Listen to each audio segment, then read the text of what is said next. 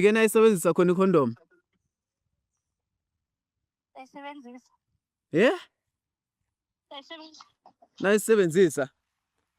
Ayibo. Wa busy manje. Babhizi yabo ngenza isilima kanti usafunani ke? Bayisebenzisa manje or like manje masikhuluma. Ngathi bayisebenzisa manje masikhuluma. Baby, Yeah. Uphezu kwakhe umuntu lo. ukuphi lo muntu loyo? Akekho, ngicela uthuze endlini uzozibonela. Niyisebenzise nini ke? Niyisebenzise nini? Ayibo, sekudala, sekudlula isikhathi. Yazini. Le mali lebe ngikusendela yona uyenzeni? Ngifakele ekhaya.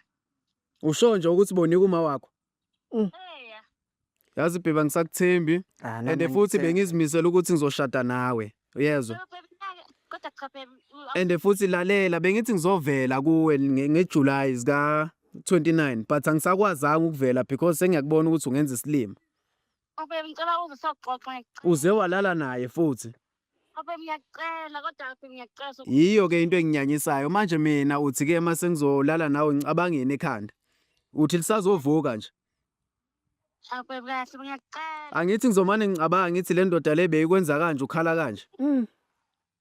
Ngiyacela okay ngicela ukuza lapho ke mina. Cha ngicela nje ungasizi nje la. Uphume kimi uhlukane nami ngizodelete ama number akho nawe wenze the same thing.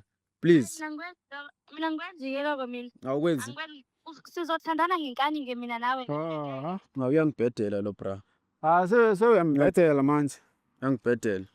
Asamdropa mfethu yabo ukuthi ama relationship anjani these days.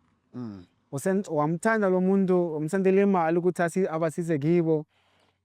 Wamrentela like you are doing so much for him mfethu.